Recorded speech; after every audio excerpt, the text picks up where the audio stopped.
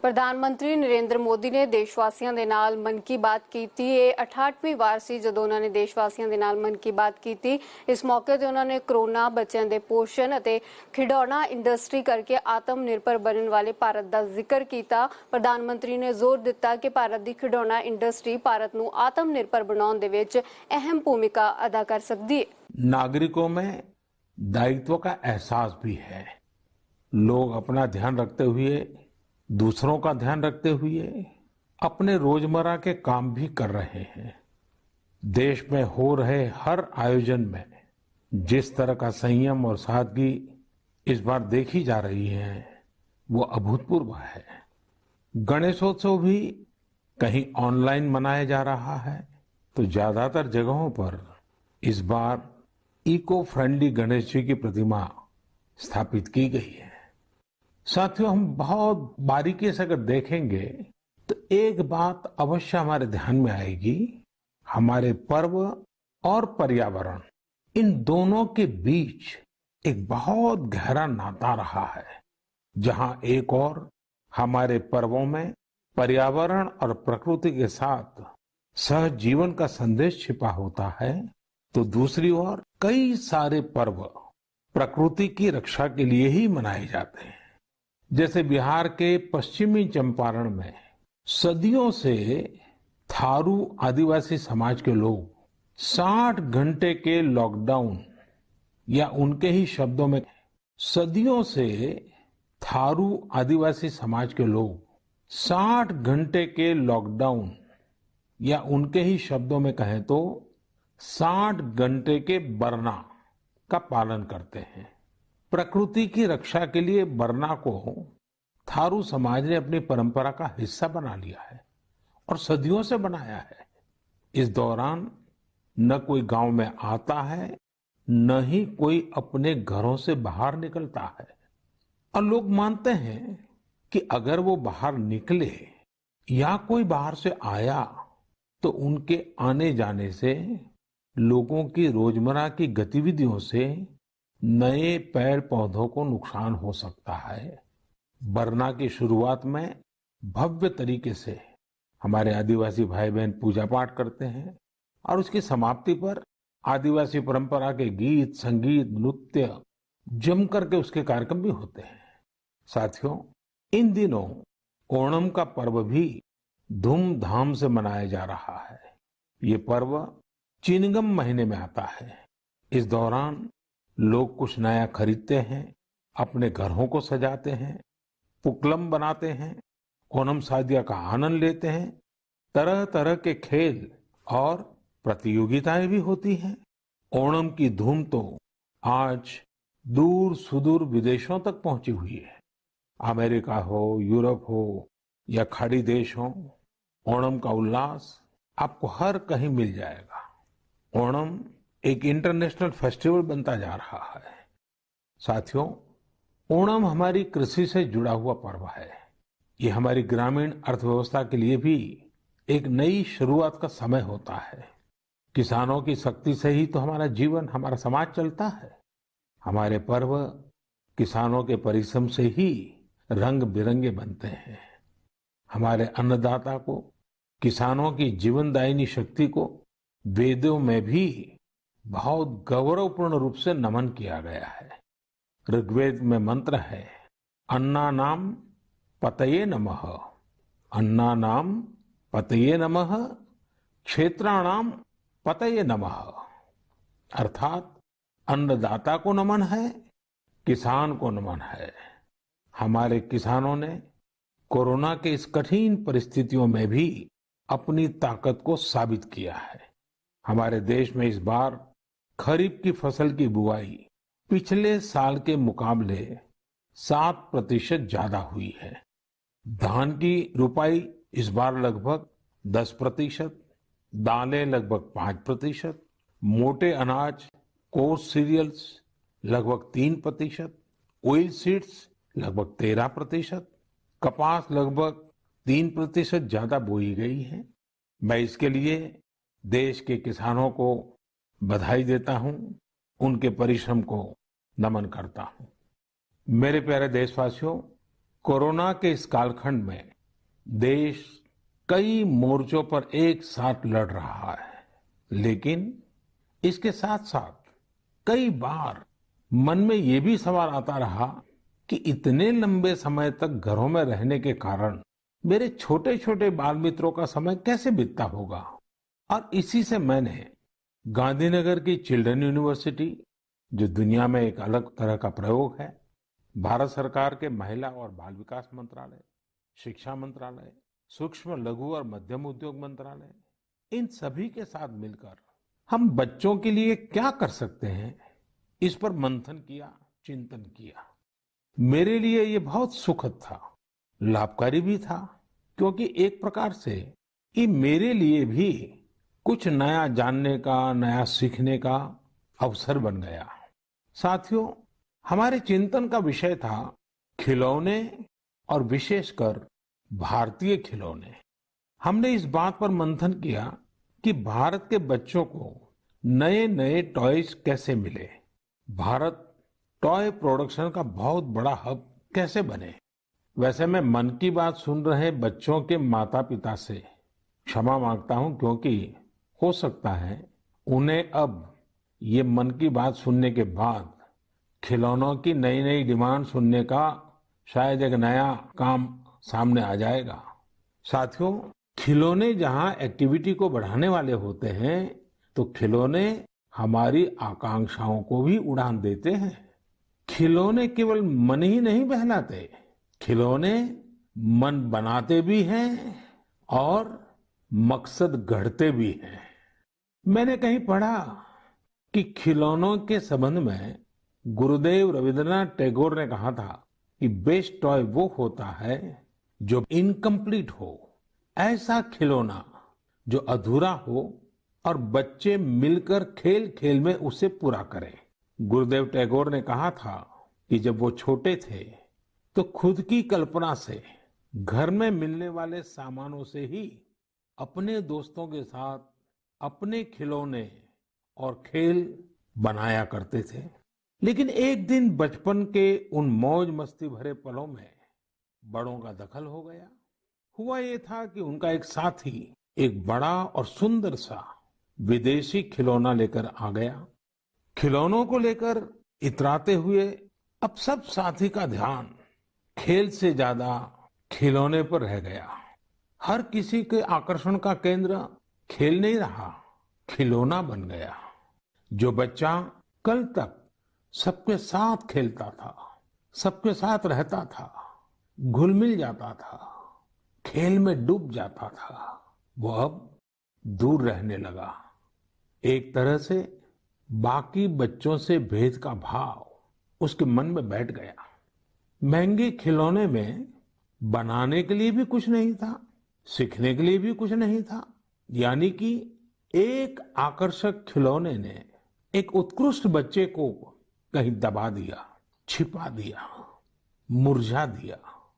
इस खिलौने ने धन का, संपत्ति का, जरा बड़प्पन का प्रदर्शन कर लिया, लेकिन उस बच्चे की क्रिएटिव स्पिरिट को बढ़ने और संवरने से रोक दिया। खिलौना तो आ गया, पर खेल खत्म हो गया और बच्चे का खिलना भी खो गया। इसलिए गुरुदेव कहते थे कि खिलौने ऐसे होने चाहिए जो बच्चे के बचपन को बाहर लाएं, उसकी क्रिएटिविटी को सामने लाएं। बच्चों के जीवन के अलग अलग पहलू पर खिलौनों का जो प्रभाव है, इस पर राष्ट्रीय शिक्षा नीति में भी बहुत ध्यान दिया गया है।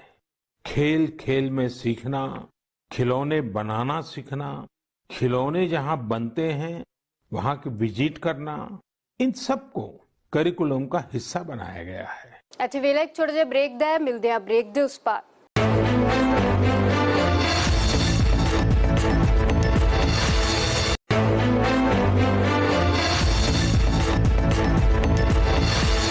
ਬੱਚੇ ਦੇਸ਼ ਦਾ ਭਵਿੱਖ ਹੁੰਦੇ ਨੇ, ਇਸ ਲਈ ਪ੍ਰਧਾਨ ਮੰਤਰੀ ਨੇ ਮਨ ਕੀ ਬਾਤ ਦੇ ਵਿੱਚ ਖਾਸ ਤੌਰ ਤੇ ਬੱਚਿਆਂ ਦਾ ਜ਼ਿਕਰ ਕੀਤਾ। ਉਹਨਾਂ ਨੇ ਕਿਹਾ ਕਿ ਬੱਚੇ ਅਤੇ ਗਰਭਵਤੀ ਮਹਿਲਾਵਾਂ ਨੂੰ ਪੂਰਾ ਪੋਸ਼ਣ ਮਿਲਣਾ ਚਾਹੀਦਾ ਹੈ ਤੇ ਸਰਕਾਰ ਦੇ ਵੱਲੋਂ ਇਸ ਬਾਬਤ ਢੁਕਵੇਂ ਕਦਮ ਵੀ ਚੁੱਕੇ ਜਾ ਰਹੇ ਨੇ। मेरे प्यारे देशवासियों, भारतीयों के इनोवेशन और सॉल्यूशन देने की क्षमता का लोहा हर कोई मानता है और जब समर्पण भाव हो, संवेदना हो, तो ये शक्ति असीम बन जाती है। इस महीने की शुरुआत में देश के युवाओं के सामने एक ऐप इनोवेशन चैलेंज रखा गया। इस आत्मनिर्भर भारत ऐप इनोवेशन चैलेंज में हमारे युवाओं ने बढ़ चढ़कर के हिस्सा लिया। करीब 7,000 एंट्रीज आई। उसमें भी करीब करीब 2/3 ऐप्स टियर 2 और टियर 3 शहरों के युवाओं ने बनाए हैं। ये आत्मनिर्भर भारत के लिए, देश के भविष्य के लिए बहुत शुभ संकेत है। आत्मनिर्भर ऐप इनोवेशन चैलेंज के रिजल्ट देखकर आप जरूर प्रभावित होंगे। काफी जांच परख के बाद अलग अलग कैटेगरी में लगभग 2 दर्जन ऐप्स को अवार्ड भी दिए गए हैं। आप जरूर इन ऐप्स के बारे में जानें और उनसे जुड़े। हो सकता है आप भी ऐसा कुछ बनाने के लिए प्रेरित हो जाए। इनमें एक ऐप है कुटुकी किड्स लर्निंग ऐप। ये छोटे बच्चों के लिए ऐसा इंटरेक्टिव ऐप है जिसमें गानों और कहानियों के जरिए बात बात में ही बच्चे मैथ साइंस में बहुत कुछ सीख सकते हैं। इसमें एक्टिविटीज भी हैं, खेल भी हैं। इसी तरह एक माइक्रो ब्लॉगिंग प्लेटफॉर्म का भी ऐप है। इसका नाम है KOO कू।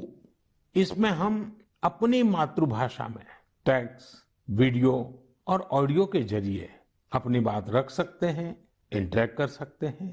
इसी तरह चिंगारी ऐप भी युवाओं के बीच काफी पॉपुलर हो रहा है। एक ऐप है आस्क सरकार। इसमें चैटबॉट के जरिए आप इंटरेक्ट कर सकते हैं और किसी भी सरकारी योजना के बारे में सही जानकारी हासिल कर सकते हैं, वो भी टेक्स्ट, ऑडियो और वीडियो तीनों तरीकों से। ये आपकी बड़ी मदद कर सकता है। एक और ऐप है स्टेप सेट गो। ये फिटनेस ऐप है। आप कितना चले, कितनी कैलोरीज बर्न की, ये सारा हिसाब ये ऐप रखता है और आपको फिट रहने के लिए मोटिवेट भी करता है। मैंने कुछ ही उदाहरण दिए हैं। कई और ऐप्स ने भी इस चैलेंज को जीता है।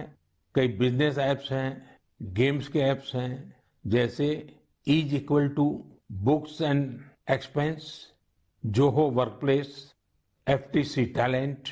आप इनके बारे में नेट पर सर्च करिए, आपको बहुत जानकारी मिलेगी। आप भी आगे आए, कुछ इनोवेट करें, कुछ इम्प्लीमेंट करें। आपके प्रयास आज के छोटे छोटे स्टार्टअप्स कल बड़ी बड़ी कंपनियों में बदलेंगे और दुनिया में भारत की पहचान बनेंगे।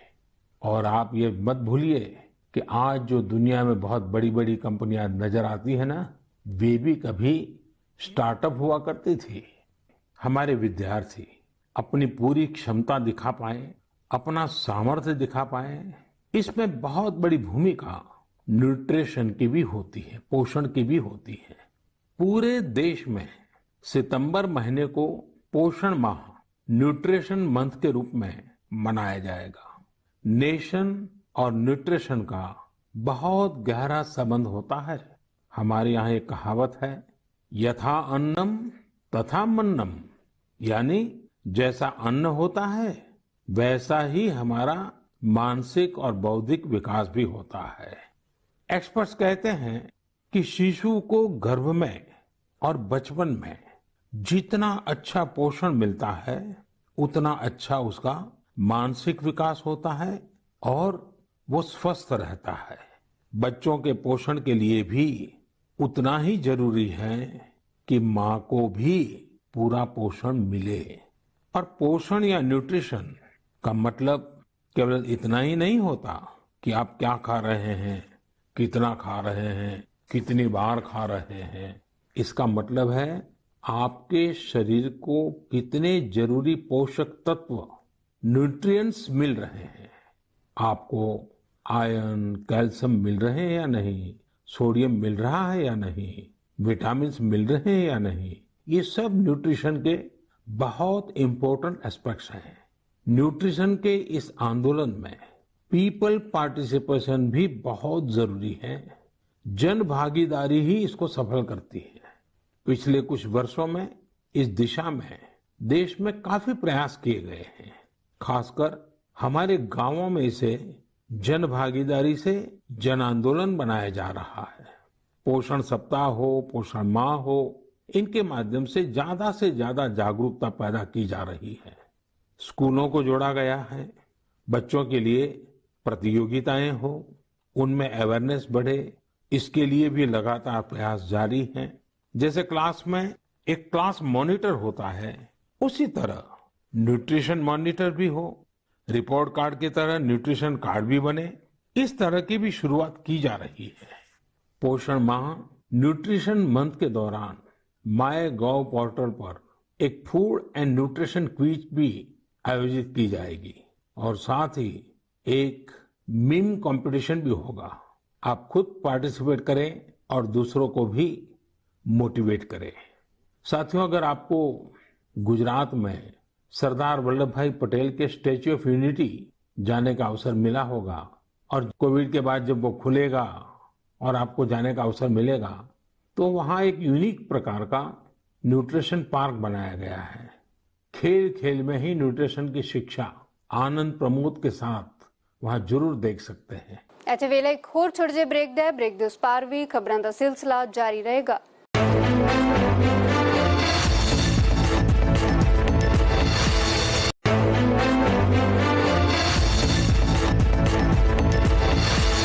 ਦੇਸ਼ ਦੇ ਵਿੱਚ 35 ਲੱਖ ਤੋਂ ਵੱਧ ਕਰੋਨਾ ਪੋਜ਼ਿਟਿਵ ਕੇਸ ਹੋ ਗਏ ਨੇ ਤਾਂ ਉਧਰ ਮਨ ਕੀ ਬਾਤ ਦੇ ਵਿੱਚ ਪ੍ਰਧਾਨ ਮੰਤਰੀ ਨੇ ਕਿਹਾ ਕਿ ਸਾਨੂੰ ਇਹਤਿਆਤ ਵਰਤਣੇ ਹੋਣਗੇ, ਸਾਰਿਆਂ ਨੂੰ ਇਕੱਠੇ ਹੋ ਕੇ ਨਾ ਦਿਸਣ ਵਾਲੇ ਇਸ ਵੈਰੀ ਕਰੋਨਾ ਦੇ ਖਿਲਾਫ जंग लड़नी होगी। साथियों, भारत एक विशाल देश है। खान पान में ढेर सारी विविधता है। हमारे देश में 6 अलग अलग ऋतुएं होती हैं। अलग अलग क्षेत्रों में वहाँ के मौसम के हिसाब से अलग अलग चीजें पैदा होती हैं। इसलिए ये बहुत ही महत्वपूर्ण है कि हर क्षेत्र के मौसम, वहाँ के स्थानीय भोजन और वहाँ पैदा होने वाले अन्न, फल, सब्जियों के अनुसार एक पोषक न्यूट्रिएंट रिच डाइट प्लान बने। अब जैसे मिलेट्स, मोटे अनाज, रागी है, ज्वार है, ये बहुत उपयोगी पोषक आहार है। एक भारतीय कृषि कोष तैयार किया जा रहा है। इसमें हर एक जिले में क्या क्या फसल होती है, उनकी न्यूट्रिशन वैल्यू कितनी है, इसकी पूरी जानकारी होगी। ये आप सबके लिए बहुत बड़े काम का कोष हो सकता है। आइए पोषण माह में पौष्टिक खाने और स्वस्थ रहने के लिए हम सभी को प्रेरित करें। जब हम अपना स्वतंत्रता दिवस मना रहे थे, तब एक दिलचस्प खबर पर मेरा ध्यान गया। ये खबर है हमारे सुरक्षा बलों के 2 जाबाज किरदारों की। एक है सोफी और दूसरी विदा। सोफी और विदा इंडियन आर्मी के श्वान है, डॉग्स है, और उन्हें chief of army staff commendation card से सम्मानित किया गया है। सोफी और विदा को ये सम्मान इसलिए मिला क्योंकि इन्होंने अपने देश की रक्षा करते हुए अपना कर्तव्य बखूबी निभाया है। हमारी सेनाओं में, हमारे सुरक्षा बलों के पास ऐसे कितने ही बहादुर श्वान हैं, डॉग्स हैं, जो देश के लिए जीते हैं और देश के लिए अपना बलिदान भी देते हैं। कितने ही बम धमाकों को, कितनी ही आतंकी साजिशों को रोकने में ऐसे डॉग्स ने बहुत अहम भूमिका निभाई है। कुछ समय पहले मुझे देश की सुरक्षा में डॉग्स की भूमिका के बारे में बहुत विस्तार से जानने को मिला। कई किस्से भी सुने। एक डॉग बलराम ने 2006 में अमरनाथ यात्रा के रास्ते में बड़ी मात्रा में गोला बारूद खोज निकाला था। 2002 में भावना ने आईईडी खोजा था। आईईडी निकालने के दौरान आतंकियों ने विस्फोट कर दिया और श्वान शहीद हो गए। 2-3 वर्ष पहले छत्तीसगढ़ के बीजापुर में सीआरपीएफ का स्निफर डॉग क्रैकर भी आईडी ब्लास्ट में शहीद हो गया था। कुछ दिन पहले ही आपने शायद टीवी पर एक बड़ा भावुक करने वाला दृश्य देखा होगा, जिसमें बीड़ पुलिस अपने साथी डॉग रॉकी को पूरे सम्मान के साथ आखिरी विदाई दे रही थी। रॉकी ने 300 से ज्यादा केसों को सुलझाने में पुलिस की मदद की थी। डॉग की डिजास्टर मैनेजमेंट और रेस्क्यू मिशंस में भी बहुत बड़ी भूमिका होती है। भारत में तो national disaster response force NDRF ने ऐसे दर्जनों डॉग्स को स्पेशली ट्रेन किया है।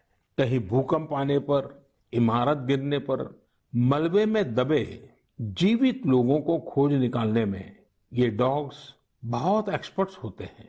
साथियों, मुझे यह भी बताया गया कि इंडियन ब्रीड के डॉग्स भी बहुत अच्छे होते हैं, बहुत सक्षम होते हैं। इंडियन ब्रीड्स में मुधोल हाउंड है, हिमाचली हाउंड है, ये बहुत ही अच्छी नस्लें हैं।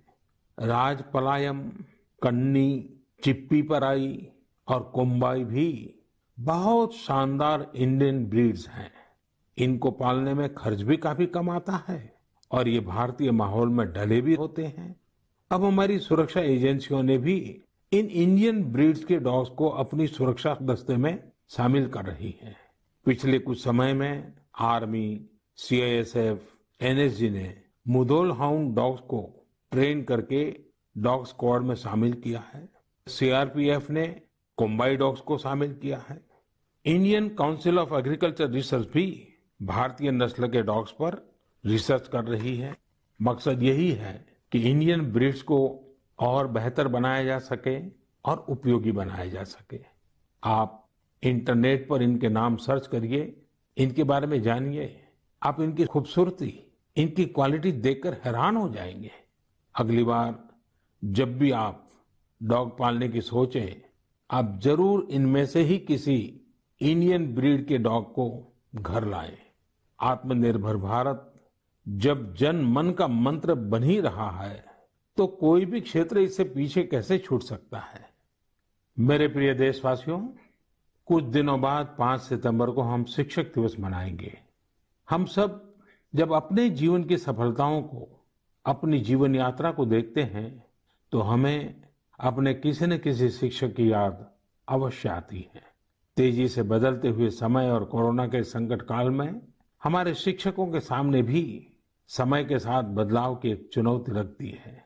मुझे खुशी है कि हमारे शिक्षकों ने इस चुनौती को न केवल स्वीकार किया, बल्कि उसे अवसर में बदल भी दिया है। पढ़ाई में तकनीक का ज्यादा से ज्यादा उपयोग कैसे हो, नए तरीकों को कैसे अपनाएं, छात्रों को मदद कैसे करें, ये हमारे शिक्षकों ने सहजता से अपनाया है और अपने स्टूडेंट्स को भी सिखाया है। इस नाल मैनू दिओ इजाजत। प्रदेश दुनिया ते पंजाब दी हर वड्डी खबर देखने दे लई देखदे रहो एबीपी साझा।